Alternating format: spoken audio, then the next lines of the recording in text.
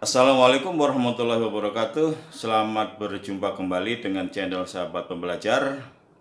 Pada kesempatan kali ini kita akan membahas, mengenal dan mempelajari lebih dalam apa itu asesmen nasional. Seperti yang telah kita ketahui bahwa pada tahun 2020 yang lalu Kemdikbud sudah resmi menghapus ujian nasional.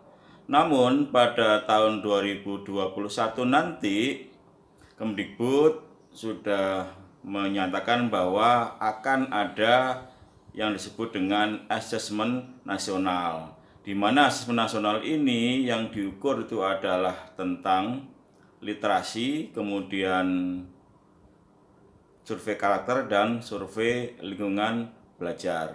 Nah, untuk lebih jelasnya silahkan saksikan video berikut ini.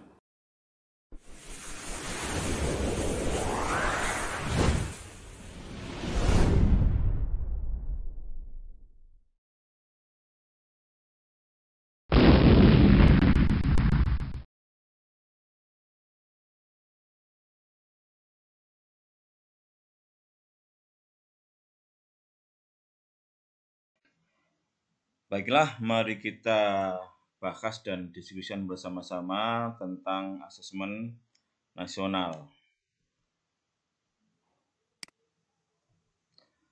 Latar belakang mengapa Kemdikbud itu memprogramkan asesmen nasional ini adalah sebagai berikut. Yang pertama, kita tengok nilai PISA yang diikuti oleh Indonesia. PISA ini adalah singkatan dari Program for International Student Assessment, yaitu penilaian siswa internasional yang tergabung dalam organisasi yang disebut dengan OECD. Indonesia sejak mengikuti PISA tahun 95, kita tidak pernah memperoleh nilai yang menggembirakan, yaitu selalu di peringkat bawah. Bahkan peringkat 2, peringkat 3, tapi dari bawah. Baik literasi membaca, literasi matematika, maupun literasi sains. Kita semuanya dalam posisi lebih rendah dari rata-rata. Nah, sekarang ketika PISA ini nilainya rendah, maka Indonesia membuat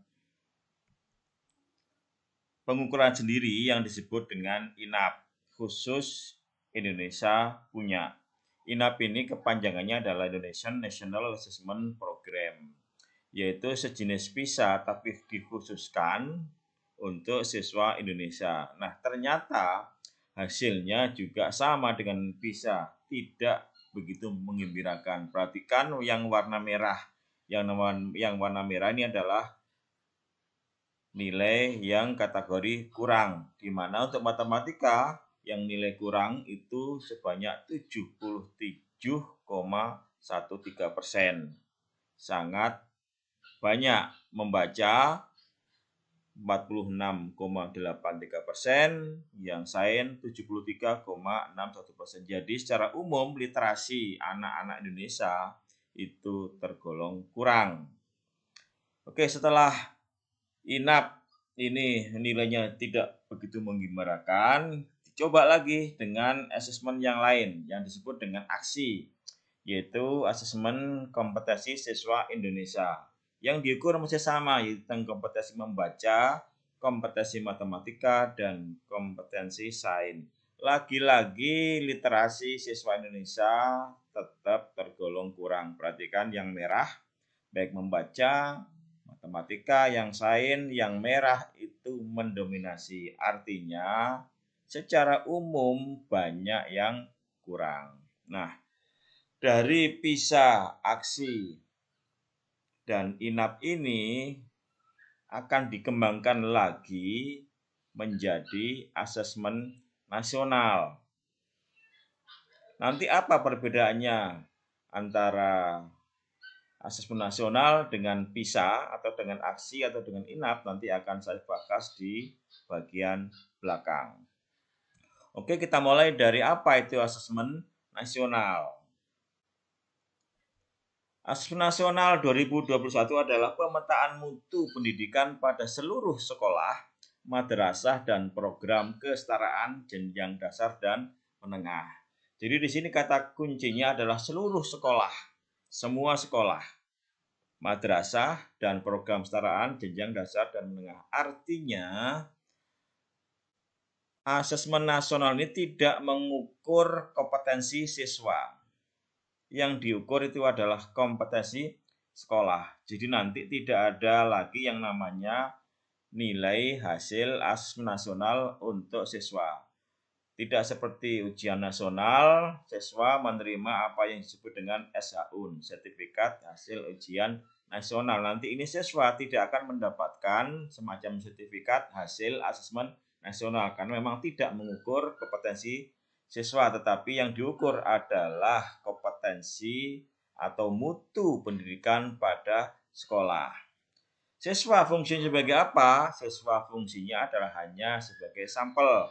Maka nanti tidak semua siswa untuk mengikuti asesmen nasional, hanya beberapa siswa diambil sebagai sampel. Oke, mutu yang diukur itu menggunakan 3 instrumen. Yang pertama adalah asesmen kompetensi minimum, kemudian survei karakter, dan survei lingkungan belajar. Adapun asesmen kompetensi minimum yang sering disebut AKM itu yang diukur adalah literasi membaca dan numerasi. Jadi di sini beda dengan PISA, ada literasi sains. Di AKM ini tidak ada mengukur literasi sains.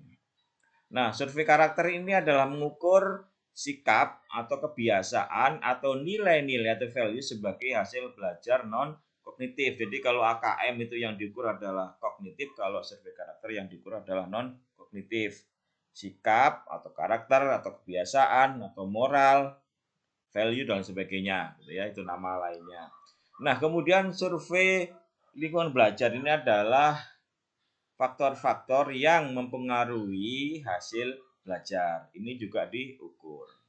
Nah, mengukur survei lingkungan belajar ini adalah mengukur kualitas pembelajaran dan iklim sekolah yang menunjang pembelajaran. Jadi ada 3 poin, yaitu AKM, survei karakter, dan survei lingkungan belajar yang diukur di asesmen nasional. Kemudian apa yang diukur dalam AKM atau asesmen kompetensi minimum, yaitu 1 literasi membaca dan numerasi. Literasi membaca ini itu tidak sekadar memahami, tapi lebih dari memahami.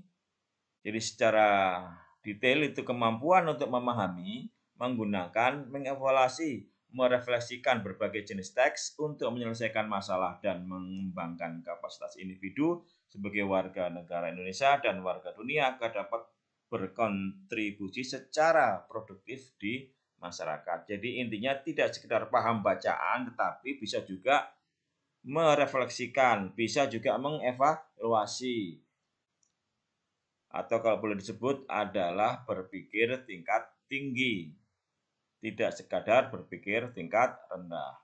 Kemudian numerasi itu adalah kemampuan berpikir menggunakan konsep, prosedur, fakta, dan alat matematika untuk menyelesaikan masalah sehari-hari pada berbagai jenis konteks yang relevan untuk individu sebagai warga negara Indonesia dan dunia. Jadi di sini numerasi itu tidak identik dengan matematika secara umum, ya, tidak identik dengan integral, tidak identik dengan limit, tidak identik dengan bilangan kompleks, tidak identik dengan matematika yang secara umum, ya.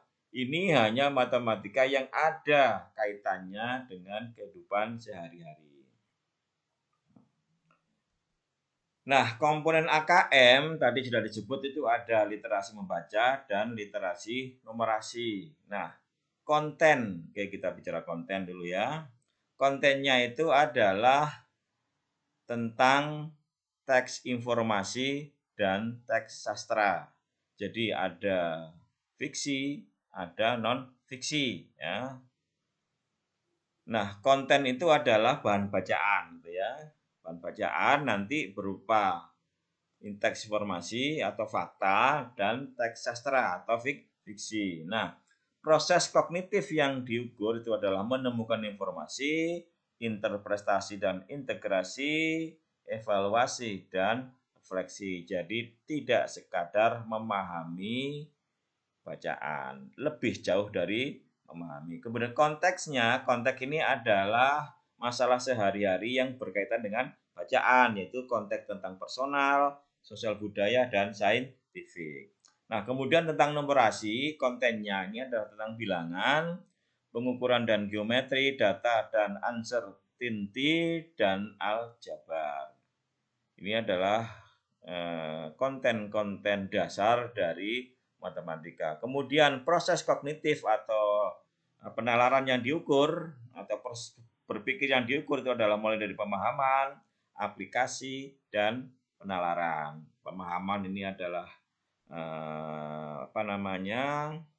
kognitif tingkat rendah atau L1, level 1, aplikasi itu tingkat menengah atau L2, level 2, penalarannya adalah level 3. Nah, konteksnya itu sama, tentang personal, sosial kultural, dan saintifik. Kemudian bentuk soal KM ini beda dengan soal ujian nasional. Kalau ujian nasional itu hanya pilihan ganda dan beberapa mata pelajaran ada IC, tapi kalau AN itu bentuknya banyak. Ada objektif, pilihan ganda atau yang hanya satu jawaban benar, ada juga pilihan ganda kompleks, jawaban benar lebih dari satu, ada juga menjodohkan, ada ujian singkat, dan lain sebagainya. Jadi tidak sekadar pilihan ganda. Ini bedanya dengan ujian nasional. Oke, sekarang masuk kita ke survei karakter. Survei karakter itu apa? Survei karakter itu adalah survei yang memotret atau mengukur karakter dari profil pelajar Pancasila. Nah, profil pelajar Pancasila ini mempunyai 6 komponen, yaitu yang pertama beriman bertakwa kepada Tuhan Yang Maha Esa dan berkarakter mulia secara umum dan religius. Kemudian yang kedua adalah berkebinekaan global, yang ketiga bergotong royong, yang keempat kreatif, yang kelima bernalar kritis, yang terakhir adalah mandiri. Dan ini disebut dengan profil pelajar Pancasila. Nanti inilah yang akan diukur dari survei karakter. Jadi nanti survei karakter ini instrumennya berupa angket. Nah, angket ini komponen-komponennya disusun berdasarkan kriteria 6 komponen profil pelajar Pancasila. Nah, berikutnya yang terakhir adalah survei lingkungan belajar. Jadi di samping AKM dan survei karakter juga lingkungannya juga diukur. Lingkungan ini yang mempengaruhi hasil belajar. Nanti akan mempengaruhi hasil AKM. Nah, iklim belajar dan iklim satuan pendidikan yang diukur itu adalah satu, iklim keamanan sekolah. Pertama, misalkan keamanan dan well-being siswa. Jadi apakah anak sudah merasa aman, juga akan diukur. Misalkan apakah ada anak yang masih mengalami perundungan atau tidak, nanti akan diukur. Kemudian berikutnya adalah sikap dan keyakinan guru. Jadi sikap, karakter dari guru itu juga akan diukur, karena ini juga akan mempengaruhi dari hasil belajar. Kemudian kebijakan dan program sekolah. Jadi siswanya akan dilihat, gurunya juga dilihat, sekolahnya juga akan dilihat. Kemudian iklim kebinekaan sekolah. Ini meliputi praktek multikultural di sekolah, sikap dan keyakinan guru, kebijakan dan program sekolah. Jadi di sekolah itu ketika ada multikultural, mungkin ada di sana ada berbagai macam agama, ada berbagai macam budaya, itu juga diukur. Karena itu juga memungkinkan akan mempengaruhi hasil belajar. Berikutnya juga akan diukur indeks sosial ekonomi yang meliputi pendidikan orang tua, profesi orang tua, dan fasilitas belajar di rumah. Ini pasti juga akan mempengaruhi proses pembelajaran. Itu akan diukur. Kemudian kualitas pembelajaran juga jelas diukur, manajemen kelas, dukungan efektif, aktivitas kognitif juga akan diukur. terakhir adalah pengembangan guru, refleksi dan perbaikan pembelajaran, dukungan untuk refleksi guru. Jadi, lingkungan belajar ini adalah semua faktor yang yang berpengaruh terhadap proses dan hasil belajar. Jadi ada kaitannya antara nanti survei lingkungan belajar terhadap AKM. Jadi nanti akan dilihat, misalkan kalau AKM-nya rendah, bagaimana survei lingkungan belajar. Apakah nanti ada kaitannya, akan dilihat. Beda dengan UN, kalau UN itu kan hanya hasil belajar yang diukur, tapi kalau di AN yang mempengaruhi hasil belajar juga akan diukur.